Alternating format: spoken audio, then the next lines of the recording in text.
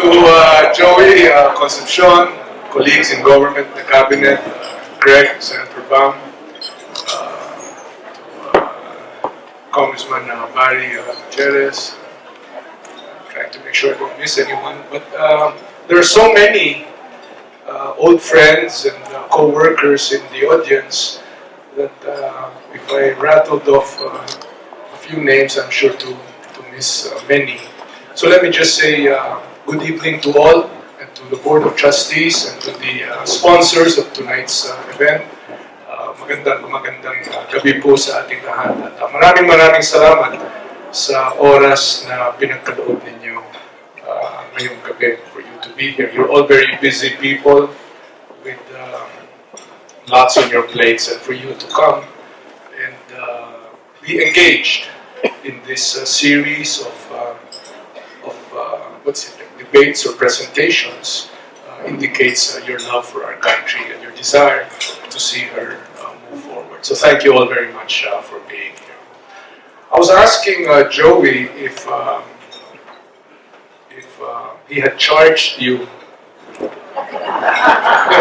There were 500 a plate, 1,000 a plate, 5,000 a plate. He said no, it was a sponsored event. I was saying that after seeing so many people coming in, and I was thinking we should have turned this into a fundraising dinner and helped out him a little bit in the campaign. But let me just say a few things about 2016, and then I understand that the setup is more of like a Q&A and a conversation. 30 years ago, 1986, 2016. That's a generation. For many of us, 30 years ago was the first time that we gained some consciousness about something larger than ourselves. We all were a part of the Cory campaign. We all were a part of the effort to regain democracy for our country. All of us were a part of putting our country back to where it ought to be, where there was fairness and justice and prosperity, not just for a few, but for all. 30 years ago. Next year, we will all again be faced with this crucial decision of what to do with our country. For many of us, this will be our last shot. Thereafter, it becomes the next generation's turn to do something right for our country. We are lucky in a way, because we have seen, all of us have seen and have been participant to the great transformation of Sigma innovation. I recall many of your faces in Hotel Intercon when Lee Kuan Yew came over to tell us we were the Sigma innovation, that things weren't working, that half the population were waiting for a telephone and the other half was waiting for a dial tone. You remember that? We were the laughing stock. We laugh, pero masakit, di ba? Kulela tayo.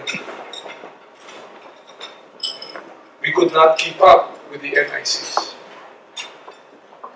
Fast forward 30 years later, we are Asia's bright spot. And most of this improvement happened over the last 5 years. And in these last 5 years, we have seen our country move from strength to strength, from victory to victory, asserting ourselves, ensuring fairness, cleaning up the playing field, making sure that corruption would be stopped. Nobody is saying that we have reached paradise or that we have reached perfection. But surely, we have come a long way. And having come such a long way, you yourselves every single one of you, perhaps except for our students, or maybe including them, can tell how far we've gone simply by all of you looking at your P&Ls and your balance sheets over the last 5 years. In a manner of speaking, we've had a major business buy-in, to use language that is familiar to this audience. We kicked out old management, installed new management who were clean, who had the country's interest at heart, and who in every case, in every decision, decided by one simple parameter: the country's interest. Who was not afraid to take on special interest groups, who was not afraid to call a spade, who was not afraid to, in fact, put people in jail. This is a government that has brought us to a place where, from, I don't know if you recall, ROPs at 8.5%, 9%, 10%, dollar-denominated terms, we are at 1.5%. We are at T-bills at 1%. I'm sure that all of your borrowing costs have reflected that. Just as an aside, and I buy into what Joey said, yes, for the formal economy, T-bill rates, T-note rates have all led to lower borrowing costs. But for the vast majority of our people who are still 5-6 or lending investor, they are still paying 50%, 100% per annum rates. Some instances, 200% per annum. But we will get to that later. The point I'm trying to make is that we have made substantial progress. When we started in 2010, the total capital outlay for infrastructure was 175 billion pesos, roughly 1.2% of GDP. From that point to this year, 2015, in 2015, we are spending 570 billion pesos, roughly 4% of GDP.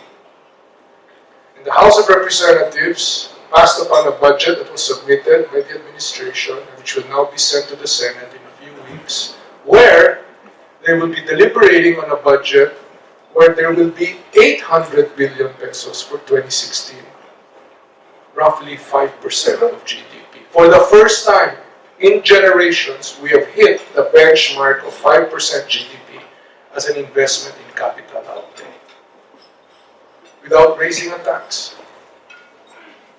simply because we've collected right and spent right, and gone into this virtuous cycle where from strength to strength, lower interest costs, therefore lowering debt service as a function of the budget, and then freeing up more cash and then reinvesting the same, and so on and so forth. You've all seen this in your businesses. You've all seen this in your own undertakings. We've invested in infrastructure, but more importantly, we've invested in our biggest asset, our people. How did we do that? Over the last 5 years, we would have built, by the time the President steps down, 180,000 classrooms, each one complete with a teacher, so therefore the same number have been hired, each one complete with desks and chairs and teaching implements. More classrooms than have been built from 1986 to 2010 in 5 years. So we could do it. The money was there. It was just a decision that was required to say, let's invest in our people. All of us know that education is the bridge to a better tomorrow. All of us send our kids to the best schools, in many instances away from the Philippines, because there's better education. And yet, for the vast majority of our people, there are 23 million kids in our public school system. For the vast majority of them, they could not learn their lessons inside a classroom. Not anymore. We've closed the classroom gap, we've closed the teacher gap, we've closed the book gap, we've closed the desks and chairs gap. And so by 2016, everyone that needs a classroom, desks and chairs included, will be studying in one. We've invested in our people by making sure that our kids, in fact, finish school. The CCT program invests about 65 billion pesos in the conditional cash transfer program that ensures that these kids actually finish and graduate from both elementary and high school. Because what is a population and what kind of future will we have if our kids are not educated? The very same decisions that you make for your families of ensuring a good education for your children is the same that we've done for our entire populace. In fact, the first generation of CCT scholars graduated last March. 330,000 kids graduated principally because there was CCT that helped them reach the point of graduation. And of those 330,000, 13,600 kids received some honor, valedictorian, salutatorian, honorable mention, meaning they were the brightest of the bright. And they were able to see the day of their graduation because precisely government helped them. You helped them. Because wala namang pera ang gobyerno kung hindi kayo ang nagbayad nito. We've invested in our people in healthcare. Through the sin taxes, we've spent 75 billion pesos in reimbursing healthcare expenses of people all across the country who are in need of healthcare. There is now universal healthcare. It's called point of care registry. If you're a Filipino and you need to go to the hospital or you need some medical attention, all you have to do is go to any government health facility and show up. No need for a card, no need for ID, no need for special sign from the mayor or the barangay captain or the congressman that you ought to be attended to. Anybody now, universal health care, point of care. At the point of care, you are registered for PhilHealth, and 75 billion pesos last year was spent to pay for this. Imagine that, especially for those of you who are in consumer goods companies. That 75 billion pesos would have come out of the pockets of these people, but it did not. They would have had to sell their carabao or their sow or the family farm, but they were not. In other words, there was somebody who stood by them until they were well and could continue to be productive members of our society. So we have come a long way. We've invested in infrastructure, we've invested in our people. And that basically was the 1-2 punch that got us to where we are today. Have we solved all the problems? No. Corruption and sophisticated forms of corruption, of taking advantage of the system, of in effect bullying, pagsasamantala ng sistema, are always around. And we have to be vigilant and we have to be very, very aggressive in our efforts to stamp this down. If you take a look at any problem that our society faces today, you can trace its roots to corruption at some point in our contemporary or in our past. And so, straight, clean government, execution of the laws of the land, fair playing field, transparency, and most importantly, policy, stability, and predictability. So that you know on a year-to-year basis where the government is headed and you can plan accordingly.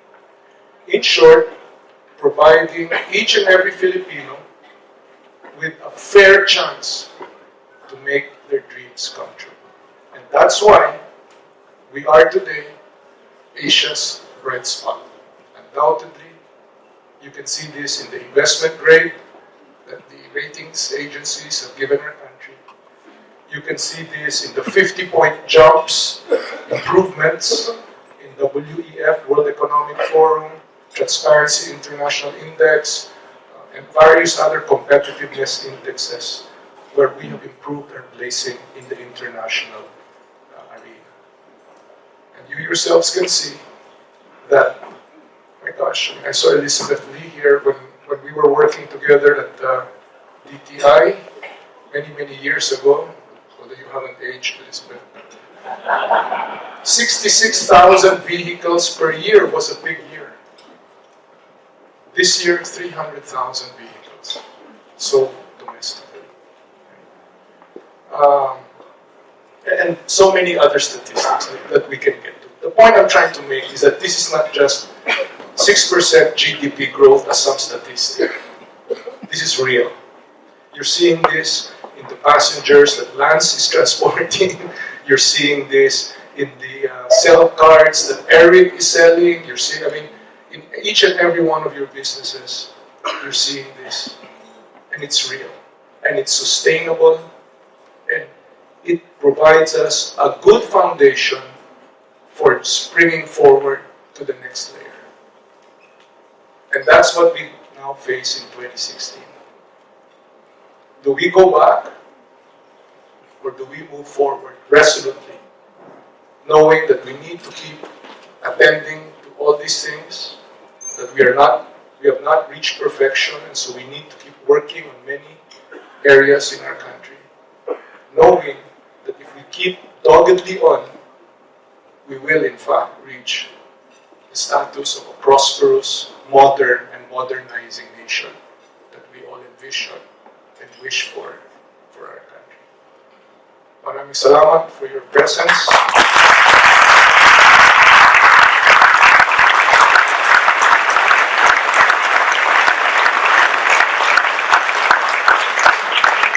One of the first guys who fought Manong Joe Concepcion. Give him a round of applause.